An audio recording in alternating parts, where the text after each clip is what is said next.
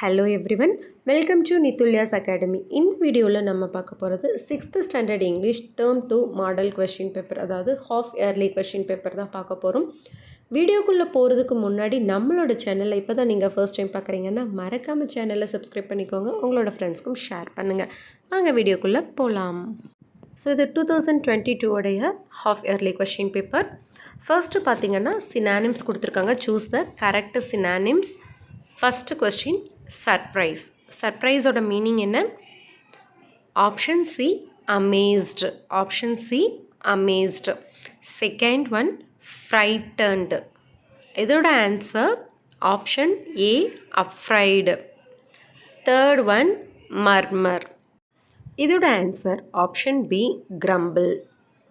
தென் second பாருங்கள், choose the correct antonyms. ஆன்டனிம்ஸ்னு என்னது? அந்த வேர்டோடைய ஆப்போசிட், எதிர்ச்சொல் அப்படின்னு சொல்லுவோம் இல்லையா? ஸோ அது கொஷின் டைனி.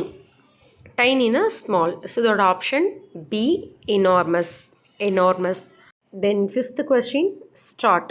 அதோட opposite option A stop. Then sixth one appoint. இதோட opposite dismiss. Option B dismiss. Disappoint எழுதிடாதீங்க. அப்பாயிண்ட்டுங்கிறது வேலைக்கு சேர்த்துறது. டிஸப்பாயிண்ட் அப்படிங்கிறது ஒருத்தவங்க மேலே நம்ம ஒரு நம்பிக்கை வச்சுருப்போம், அது அவங்க ஏமாற்றிடுவாங்களே, அந்த மாதிரி வர்றது. ஸோ இந்த ரெண்டும் வந்து ஆப்போசிட் கிடையாது. அப்பாயிண்ட் வேலைக்கு சேர்த்துறது, டிஸ்மிஸ் வேலையை விட்டு தூக்குறது அப்படின்னு வச்சுக்கோங்க. ஓகே, இப்போ third match the following. So கிரிக்கெட்டோடைய option bat, volleyball, net, archery, bow and arrow, tennis, rackets. Okay, then fourth பாருங்க, write the contraction form of the following. contraction form நம்மளோட ஃபர்ஸ்ட் போயமில் ரைட் சைட் பேஜில் நம்மளுக்கு ஒரு box போட்டு கொடுத்துருப்பாங்க இல்லையா? ஸோ அதுதான். வில் நாட்டோடைய கண்ட்ராக்ஷன் ஃபார்ம் என்னென்னா ஓன்ட். ஓன்ட். வில்லின்ட்டுன்னு எழுதக்கூடாது, ஓன்ட். தென் ஹீவுடைய கண்ட்ராக்ஷன் ஃபார்ம் ஹீ அப்பஸ்ட்ரஃபி போட்டு டி. ஓகே, அது ஹீ வுட்டுன்னு இருக்கலாம், ஹீ ஹேடுன்னு இருக்கலாம், ஹீ டிட்டுன்னு இருக்கலாம். இது எல்லாத்துக்குமே நம்ம ஹீ போட்டு அப்பஸ்ட்ரஃபி போட்டு டி தான் போடணும். அடுத்தது தட் ஈஸ். இதுக்கு வந்து தட்டு போட்டு அப்பஸ்ட்ரஃபி போட்டு எஸ். தட் ஈஸ்க்கும் இதுதான் ஆன்சர். தட் வாஸ்க்கும் இதுதான் ஆன்சர். தட் ஹேஸ்க்கும் இதுதான் ஆன்சர். ஓகே, தென் ஸோ அந்த கான்ட்ராக்ஷன் ஃபார்ம் வந்து நல்லா படிச்சுக்கோங்க. தென் ஃபிஃப்த்து பாருங்கள், split the following words into syllables. கீழே கொடுத்துருக்கு இந்த 3 வேர்டை சிலபிள் பிரிக்கணும். அதாவது நம்ம பிரித்தோம் அப்படின்னா ஒவ்வொரு சவுண்ட்லேயும் நம்மளுக்கு ஒவ்வொரு வவல் சவுண்டு வந்து கேட்கணும், அதாவது உயிரெழுத்து சத்தம் இருக்கணும். இப்போ பனானாஸ், இது எப்படி பிரிப்போம்? ப ந நாஸ். ப ந நாஸ், பனானாஸ் இல்லையா? எவ்வளோ சிலபிள்ஸ் இருக்குது? 3 syllables. Okay, then that. That the it அப்படி பிரிக்கக்கூடாது. இட்டுனா ஒரே ஒரு மெய்யெழுத்து சவுண்டு தான், ஒரு புள்ளி வச்ச சவுண்டு தான் வரும் இல்லையா? ஸோ அதை எழுதக்கூடாது. தட் ஒரே ஒரு சவுண்டு தான். ஸோ இதில் 1 சிலபிள் தான் இருக்குது. தென் 16 பாருங்கள், behind. Behind. Behind. Behind. Behind. எவ்வளோ சிலபிள்ஸ் இருக்குது? 2 சிலபிள்ஸ். ஸோ நீங்கள் எழுதும்போது பிரித்து எழுதிட்டு எத்தனை சிலபிள்ஸ் அப்படின்னு எழுதணும். ஒரே ஒரு சிலபிள்னால் 1 சிலபிள்னு எழுதணும். ஓகே, இப்போது செக்ஷன் பி பாருங்கள், கிராமர். நம்மளுக்கு ஃபஸ்ட் யூனிட்டில் வந்து அட்ஜெக்டிவ்ஸ் இருக்குது, செகண்ட் யூனிட்டில் வந்து டென்ஸ் இருக்குது. ஸோ ஃபர்ஸ்ட் 17, 18, 19 வந்து ஃபஸ்ட் யூனிட்லேருந்து வந்திருக்கு. I have days sticks. நம்மளுக்கு 3 அட்ஜெக்டிவ்ஸ் கொடுத்துருக்காங்க, அது ஆர்டரில் எழுதணும். ஸோ பாருங்கள், லாங் டு ப்ரௌன் கொடுத்துருக்காங்க. ஃபஸ்ட்டு எடுத்தோடனே நம்மளுக்கு குவான்டிட்டி எவ்வளோ நம்பர்ஸ் இருந்துச்சுன்னா அதுதான் நம்ம எழுதணும். கலர்ஸ் வந்து லாஸ்ட்டில் எழுதணும். இப்போ 2 அப்படிங்கிறது ஃபர்ஸ்ட்டில் வந்துடும், ப்ரௌன் அப்படிங்கிறது லாஸ்ட்டில் வந்துடும். இப்போ ஆட்டோமேட்டிக்கல் லாங் அப்படிங்கிறது நடுவில் வந்துடும், ஒன்றும் பிரச்சனை இல்லை. So I have 2 long brown sticks. நீங்கள் இப்படி தான் எழுதணும், சென்டென்ஸாக தான் எழுதணும். அந்த ப்ராக்கெட்டில் கொடுத்துருக்கிற வேர்டு மட்டும் ஆர்டர் பண்ணி எழுதுறத விட சென்டென்ஸாக எழுதுங்க. I have 2 long brown sticks. அடுத்து find me dash brushes. New 5 எல்லோன்னு இருக்குது. நம்ம ஃபஸ்ட்டு 5 எழுதணும், நெக்ஸ்ட்டு நியூ எழுதணும், அடுத்து கலர் எழுதணும் yellow. Find me 5 new yellow brushes. Then 19th one, Mahesh is a boy. Mahesh is a tall, thin, clever boy. Tall, thin, clever boy.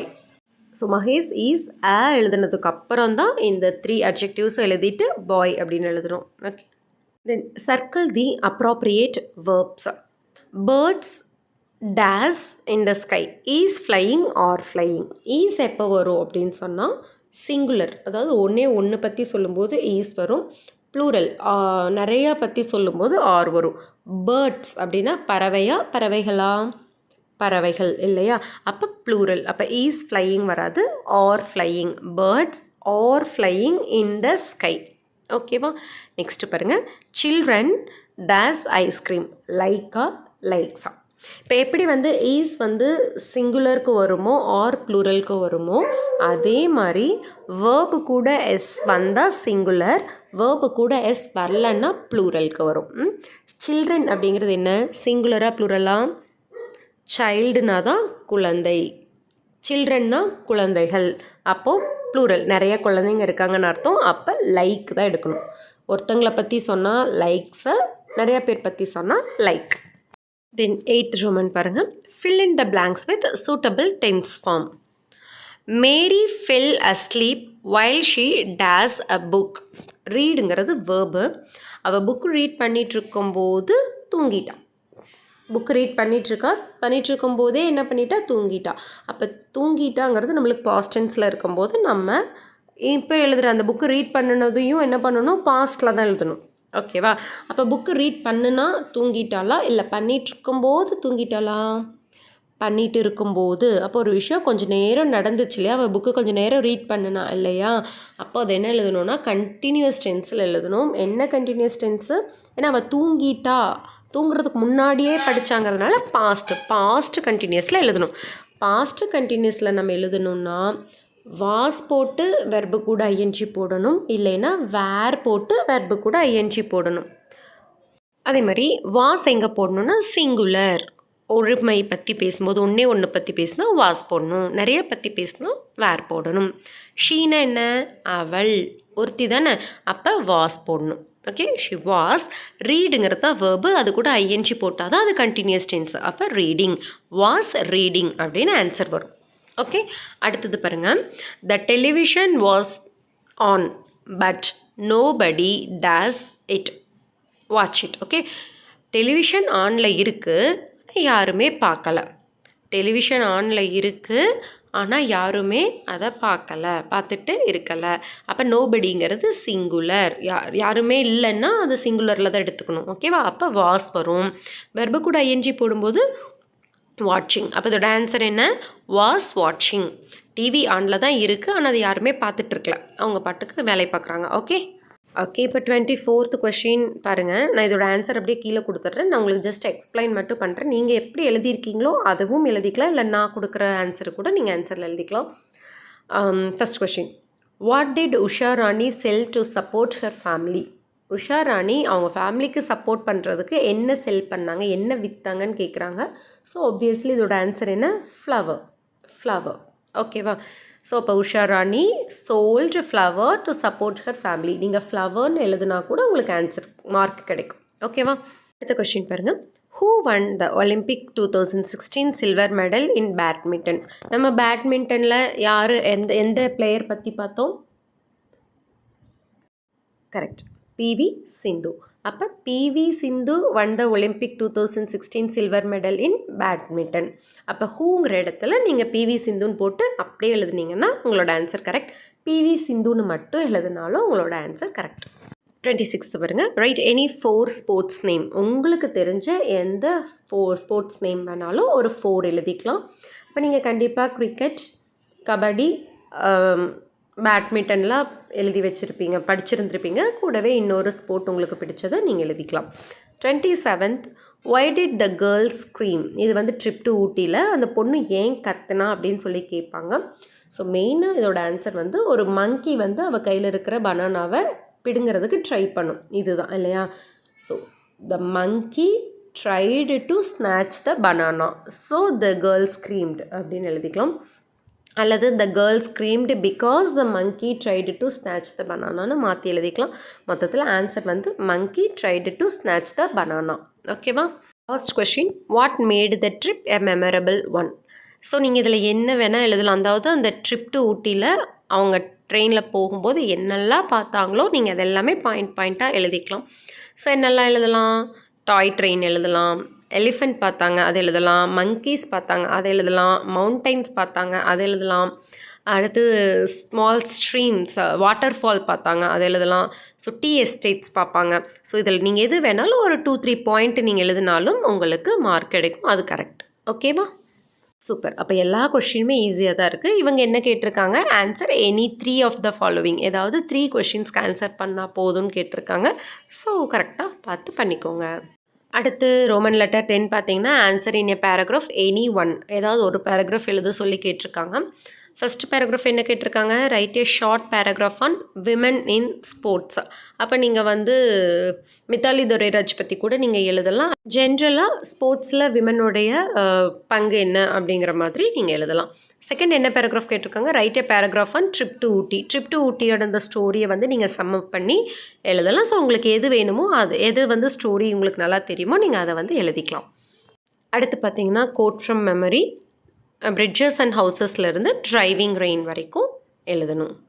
So அந்த lines பார்த்திங்கன்னா bridges and houses, hedges and ditches and charging along like troops in a battle, all through the meadows the horses and cattle, all of the sights of the hill and the plain fly as thick as driving rain. So முடிஞ்ச அளவுக்கு இந்த comma லாஸ்ட்டில் இருக்கக்கூடிய இந்த semicolon, full stop இதெல்லாமே கரெக்டாக பார்த்து கரெக்டாக கொடுத்தீங்கன்னா மார்க் எங்கேயுமே ரெடியூஸ் ஆகாது.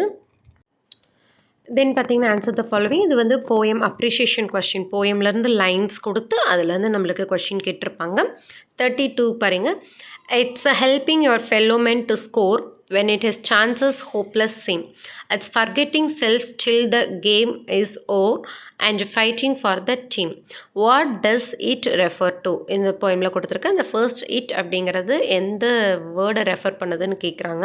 நம்மளோட போயம் நேமே என்னது? Team work. ஸோ இந்த இட் அப்படிங்கிறது டீம் ஒர்க்கை பற்றி சொல்கிறது தான். நீங்கள் ஆன்சர் வந்து டீம் ஒர்க் அப்படின்னு எழுதலாம், டீம் ஸ்பிரிட் அப்படின்னு எழுதலாம். What does it stand for? It stands for team work or team spirit. இந்த போயமில் ரெண்டே தான் யாரை ரெஃபர் பண்ணுதுன்னு கேட்கும். ஒன்று இட்டு அப்படிங்கிறது, இன்னொன்று தேங்கிறது பீப்புள். தேங்கிற கொஷின் கேட்டாங்கன்னா நீங்கள் என்ன ஆன்சர் எழுதணும்? பீப்புள்னு எழுதணும். இட் அப்படிங்கிற கொஷின் கேட்டாங்கன்னா நீங்கள் என்ன எழுதுகிறோம்? டீம் ஒர்க் அல்லது டீம் ஸ்பிரிட் அப்படின்னு எழுதணும். சூப்பர். பி கொஷின் பாருங்கள். Write down the rhyme scheme for the above lines. மேலே கொடுத்துருக்க இந்த 4 லைனுக்கு நம்மளுக்கு ரைம் ஸ்கீம் கேட்டிருக்காங்க. ரைம் வேர்டு ரைம் ஸ்கீம் கேட்டாலே நம்மளுக்கு ஒவ்வொரு லைனில் இருக்கக்கூடிய லாஸ்ட் வேர்டு தான் வேணும். உங்களுக்கு தெரியும் இல்லையா? ஸோ ஃபஸ்ட்டு இந்த 4 வேர்ட் லாஸ்ட் வேர்ட்ஸ் எடுத்து லைனாக எழுதிக்கோங்க. எழுதிட்டு ஃபஸ்ட்டு வேர்டுக்கு என்னவாக இருந்தாலும் ஏ கொடுத்துக்கோங்க. ஓகேவா? அப்போ ஸ்கோருக்கு ஏ. அப்போ ஸ்கோர் அந்த சவுண்டில் முடிகிற வேறு எந்த வேர்டு வந்தாலும் அதுக்கும் நம்ம ஏ கொடுக்கணும். செகண்ட் வேர்டு என்ன? சீம். ஸ்கோர், சீம் ஒரே மாதிரி இருக்கா? இல்லை. அப்போ அதுக்கு ஏ வராது. அடுத்த தேர்ட் வேர்டு என்ன? ஓர். ஸ்கோர், ஓர். ஸ்கோர், ஓர் ஒரே மாதிரி இரு முடியுதா? ஸோ இதுக்கு என்ன கொடுக்கணும்? ஏ கொடுக்கணும். Very good. அடுத்தது டீம். ஸ்கோர், டீம் ஒரே மாதிரி சவுண்ட் இருக்கா? இல்லை. அப்போ இதுக்கு ஏ வராது. அப்போ ஏ கொடுத்து முடிச்சாச்சு இல்லையா? அடுத்த வேர்டுக்கு என்னவோ அதுக்கு நம்ம பி கொடுக்கணும். இப்போ அடுத்தது என்ன இருக்குது? சீம். அதுக்கு அடுத்து என்ன வேர்டு இருக்குது நமக்கு? Team. Seem, team. Seem, team ரெண்டும் சவுண்டில் முடியுது இல்லையா? அப்போ இதுக்கும் பி கொடுக்கணும். அப்போ இதோட ரைம் ஸ்கீம் என்னென்னா லைனாக எழுதணும். ஃபஸ்ட் என்ன இருக்குது? ஏ, அடுத்து பி, அடுத்து ஏ, அடுத்து பி, ஏபி ஏபி. இதுதான் இதோட ரைம் ஸ்கீம். ஓகேவா? தென் 33rd கொஷின் பாருங்கள். Here is a child who crumbles and scrambles all by himself and gathering brambles. First A question என்ன கொடுத்துருக்காங்க? Big out the rhyming word. நம்ம ரைம் ஸ்கீம் மாதிரி rhyming வேர்டுக்கும் last sound சேமாக முடிகிறதா word எடுத்து எழுதணும். 2 லாஸ்ட் வேர்டு என்னென்ன இருக்குது? ஸ்க்ராம்பிள்ஸ், அடுத்தது பிராம்பிள்ஸ். ஸோ இதுதான் ரைமிங் வேர்டு. அப்போ கொஷின் ஏன்னு போட்டுட்டு ஸ்க்ராம்பிள்ஸ் பிராம்பிள்ஸ்னு எழுதுனீங்கன்னா ஒரு மார்க். ஓகேவா? தென் பாருங்கள். Where do you think the child is? அந்த சைல்டு எங்கே இருக்குன்னு கேட்குறாங்க. It is on the tree. அந்த ட்ரீயில் தானே ஏறிட்டுருக்கு இல்லையா? So the child is on the tree அப்படின்னு எழுதிக்கலாம். அடுத்து பாருங்கள். Roman letter 13. Answer any one in a paragraph. 2 question கொடுத்து ஒரு பேராகிராஃப் எழுத சொல்லியிருக்காங்க. 34 write the summary of the poem team work. Team ஒர்க்கோட பேராகிராஃப் எழுதுங்க. அப்படி இல்லைன்னா how does the poet describe the scenes that the poet passed by, அதாவது from a railway கேரேஜில் அந்த poet வந்து போகும்போது என்னென்ன சீன்ஸ்லாம் பார்த்தாங்கன்னு எக்ஸ்பிளைன் பண்ணியிருப்பாங்களே, ஸோ அதை எழுத சொல்லி கேட்டிருக்காங்க. தென் செக்ஷன் இ பாருங்க, சூஸ் த ரைட் ஆப்ஷன். இது வந்து நம்மளுக்கு சப்ளிமெண்ட்ரியிலேருந்து கேட்டிருக்காங்க. 36th question, Gulliver managed to reach the land as he was. Option A doctor, B one of the crew, C a swimmer, D the captain. Option A doctor, Gulliver doctor தான், அதனால் நம்ம அதை எழுதிடக்கூடாது. ஏன்னா கொஷின் என்ன கேட்டிருக்காங்க, அவர் என்னவா இருந்ததுனால அவர் அந்த நிலத்தை போய் சேர்ந்தார், தண்ணிக்குள்ளே விழுந்துருவார் இல்லையா, அந்த நிலத்தை போய் சேர்றதுக்கு மெயின் ரீசன் என்ன, அவர் ஸ்விம்மர், நீச்சல் தெரிஞ்சவராக இருந்ததுனால இல்லையா, அதனால் ஆப்ஷன் சி ஆஸ் ஸ்விம்மர் தான் கரெக்ட்.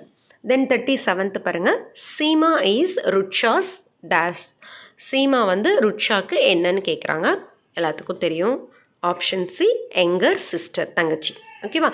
தென் 50th ரோமன் லெட்டர் பாருங்கள், identify the speaker R character. கொடுத்துருக்கிற லைன் யார் பேசினது அல்லது யாரை பற்றி பேசினது அப்படிங்கிறது மாதிரி நம்ம எழுதணும். 38th question, think to win only to win. Think to win, win பண்ணுறதுக்கு யோசி, ஒன்லி டு வின், வின் பண்ணுறதை பற்றி மட்டும் யோசி அப்படின்னு யார் சொன்னா? இது எந்த ஸ்டோரியில் வருது? சப்ளிமெண்ட்ரி 1 திங்க் டு வின்லேருந்து வருது இல்லையா. யார் வந்து அந்த கேர்ள்ஸுக்கு இதை சொல்லுவாங்க அப்படின்னா பிடி இன்ஸ்ட்ரக்டர் பிரகாஷ் சார் தான் சொல்லுவார். ஸோ பிரகாஷ் சார்னு எழுதுனா போதும், அல்லது பிடி சார்னு எழுதுனா கூட answer correct. Okay. Then 39th question பாருங்கள், don't let us down now Gulliver, we need your help. எங்களை இப்படியே கீழே நாங்கள் தோற்று போக விட்டுறாத, எங்களுக்கு உங்களோட ஹெல்ப் வேணும் அப்படின்னு சொல்லி கேட்டது யார் அப்படின்னா லில்லிபுட்டுடைய emperor. So emperor of Lilliput.